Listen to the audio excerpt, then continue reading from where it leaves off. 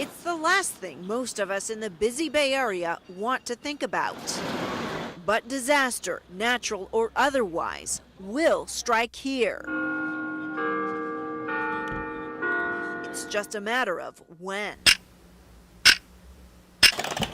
It's critical. I mean, it's absolutely essential that people think about, what could happen and what they would do, how they would respond. Jennifer Zaliet wants to be ready.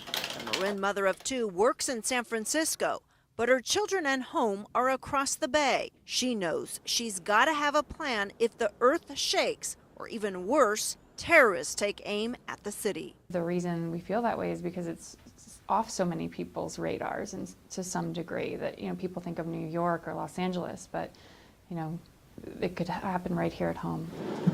Zaliet's got a drawer full of snacks at her work. Eddie, can you hear me?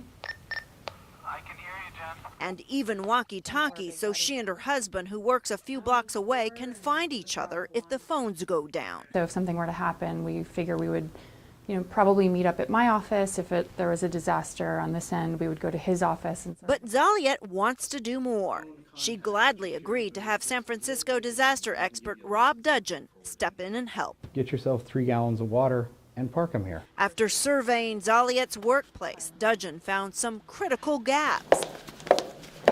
Starting with the sales executive's shoes. If you have to walk down the stairs, not probably the best choice. Especially if the stairs are littered in debris, heels are just not going to be the best option. But perhaps the most eye-opening, learning that in a disaster, getting home to the kids may be impossible. If you think the ferry's your quick ticket out of the city, think again. Disaster experts say even if all the ferries are working 24 hours a day, it'll take several days to get everyone who wants to get out of San Francisco across the bay. We knew that there would be a rush on the ferries, but I had no idea it could possibly be a couple of days before we could get to our kids.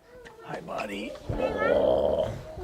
So lining up someone else to pick up their boys from school is now high on the Zaliet's disaster plan list. The space you're in, is it seismically sound? And Dudgeon did a similar survey of the family's San Rafael home. Because even if this is anchored, like this frame, could definitely come down. Finding room for improvement. Do you have stuff in the freezer? Raisins, nuts, yeah. See, well, all that can be used. I mean, just because the power goes off doesn't mean that it's instantly good. And pointing out ways they're more prepared than they thought. It's as simple as recognizing what you have in the pantry, what do you need to add to your pantry or your equipment list so that you actually can use what you already have on hand. Knowing the steps they need to take is a huge relief. The Zaliets have too much at stake to ignore what experts call the inevitable. Yeah, our kids are our world. I mean, that would be the number one concern, would be less so our personal safety, but their safety. Jody Hernandez, NBC Bay Area News.